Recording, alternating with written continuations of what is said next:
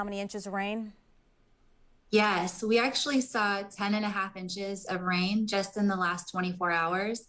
And for this whole storm system, we saw more than 17 inches. So we definitely saw a huge amount of rain in Marin, and our reservoirs, our levels did go up. We saw about an 11% increase in our reservoir levels. And while this didn't really get us completely out of the drought, it's definitely a big step in the right direction in terms of our water supply. Okay, so it is a good start for you guys.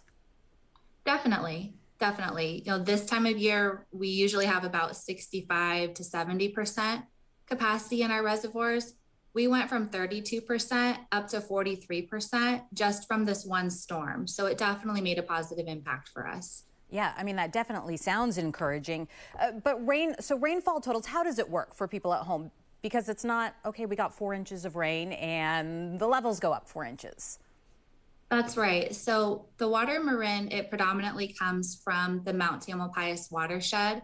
So the couple of days where we had a few inches of rain before this big storm really helped prime us for runoff. So water falls on Mount Tam, the rain falls on Mount Tam.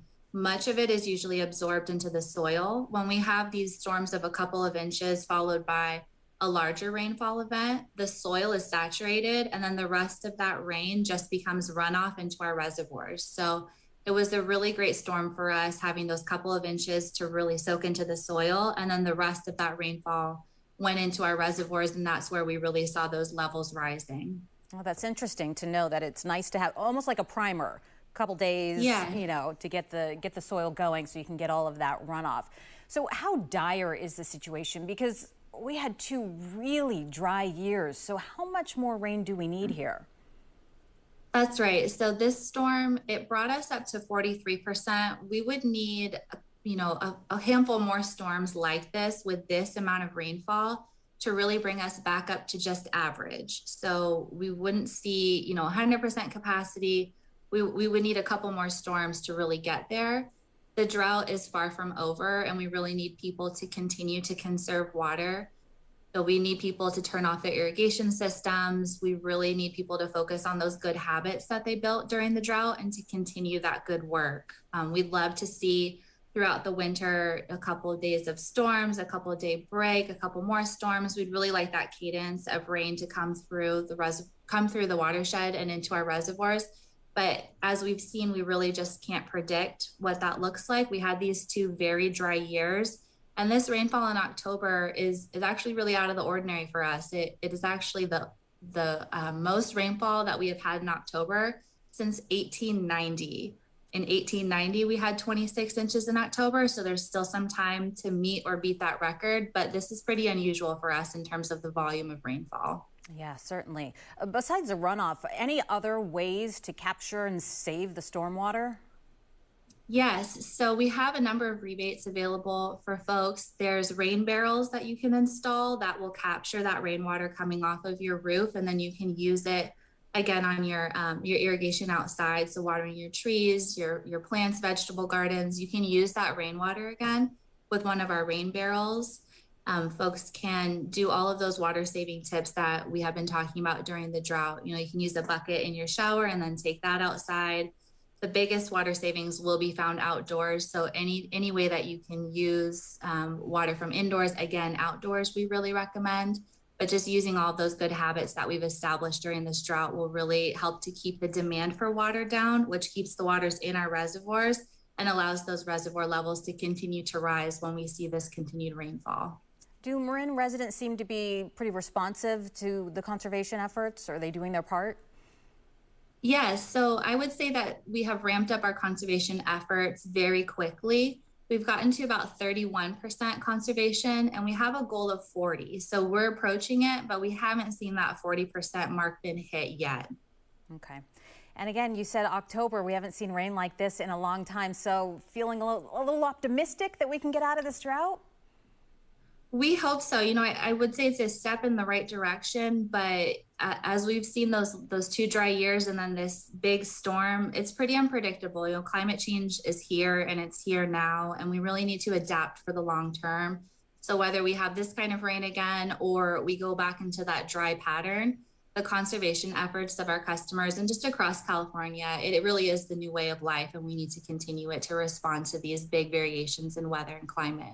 Yeah, it really is. And I think people are starting to get wind of that. I know since I'm from here, growing up, it was always about conserving water. So I'm never really out of conservation mode. And I think people are getting on board with that too.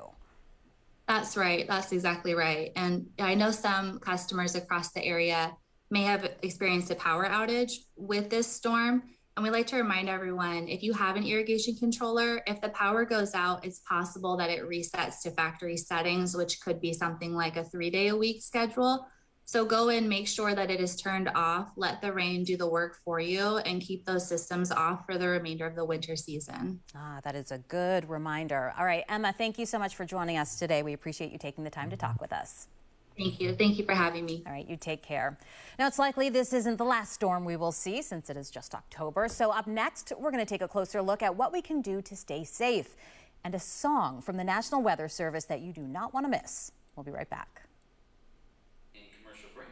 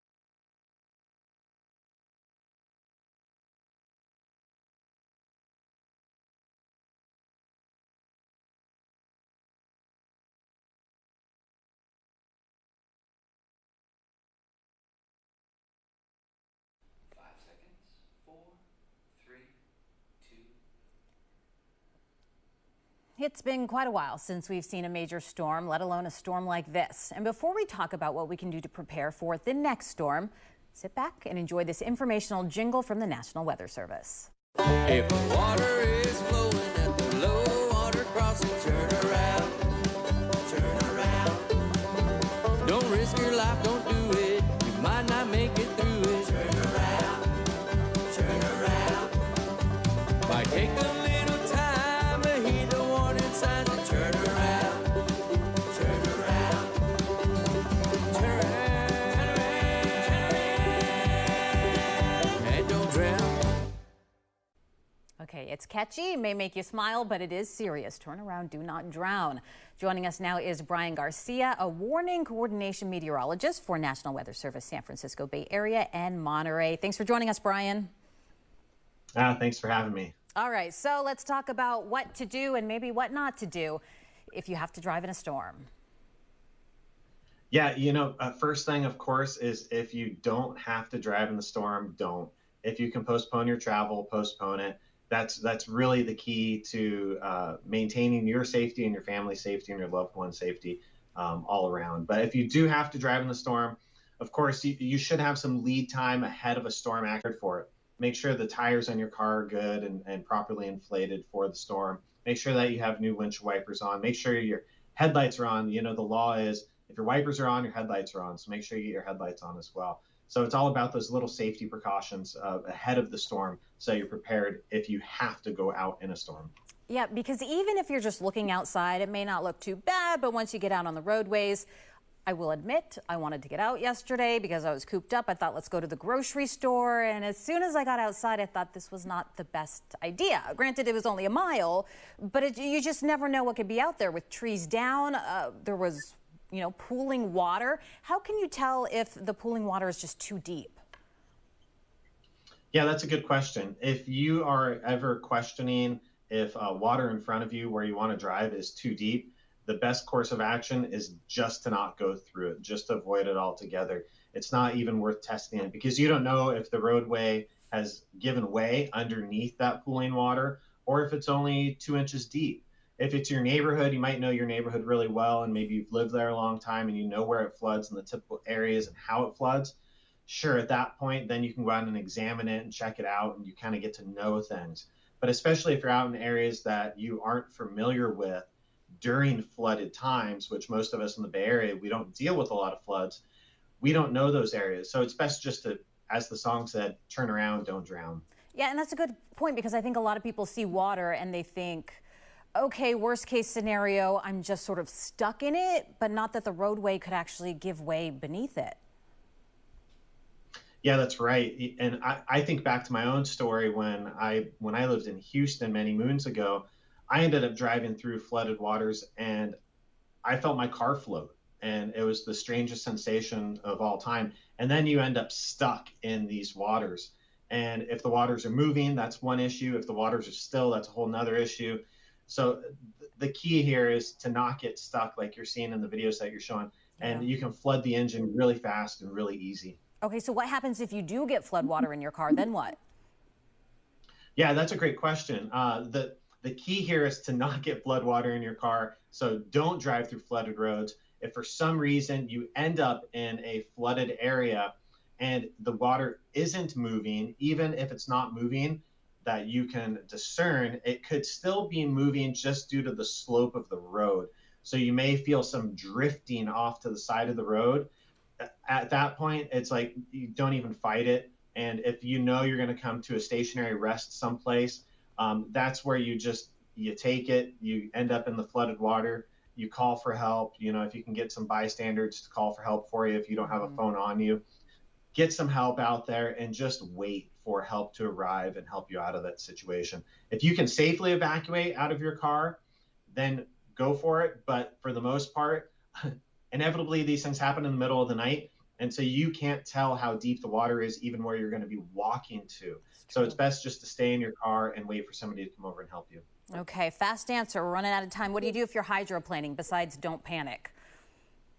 If you're hydroplaning, take your foot off the gas and just coast. Just let it coast. Don't try to overcorrect because you'll overcorrect right off the road. Just let it coast until you catch again and then ease back into the process. Okay, perfect. Brian, thank you so much for joining us for that. We are taking a break on air, but the conversation continues on Facebook Live right now. So we'll be back on air in a minute. In commercial break. Okay, so we're in commercial. Brian, I got to ask because there's one particular stretch of roadway. I believe it's the 280 connector. There are several spots in the Bay Area where it just floods every time. I mean, what do you do when you're on the freeway? I mean, you would hope that they would get people off the freeway, but I think it happens so fast sometimes. What are you supposed to do? How do you even turn around? Where do you go? Yeah, honestly, at that point, it's about stopping ahead of time and before you get into those flooded waters. And that's the reason we end up with traffic jams. And that's okay. I think the main story here is that if you're going out in a storm and you're traveling in a storm in your car, you have to take all of the patience that you potentially have in you and just gather other people's patience with you and just absorb all that because you're going to need it all as you're driving around. It's going to take extra long. Yeah, certainly. Well, it was good to get a lot of rain, but maybe not as much in a short amount of time. So hopefully we'll get more of these storms, but they'll be a little less impactful and just, steadier rain throughout the season because we know we need it. About the Goldilocks storm. Yes. We want Goldilocks rains just right. Exactly. Not too little, not too much. And, hopefully that all works out. But that's good information. And I love the song. It gets stuck in your head and it's catchy and it just reminds you, turn around, don't drown. It is so important. But it's so tempting. You see it and you think, oh, I can probably make it through that, but it's just not worth it. Yeah, and I'm guilty of it, you Yeah. know, and a lot of people are. And if you look at the flood fatality deaths, if you look at the actual deaths that happen, unfortunately or fortunately, I don't know how to look at this. Most of them are males. Oh. You know, we're generally about 2/3 male. So I know I have I have a complex where it's like I can make that. Yeah, I And think so we everybody does. Yeah. Well, Brian, Yeah. thank you so So much it's for really joining us. We appreciate your time today. my pleasure. All right, take care. Take care. 8, 7, 6, 5 seconds, 4, 3, 2. And thank you so much for joining us on this interactive show, Getting Answers. Today we broke down the storm totals, talked with PG&E, and received an update on outages.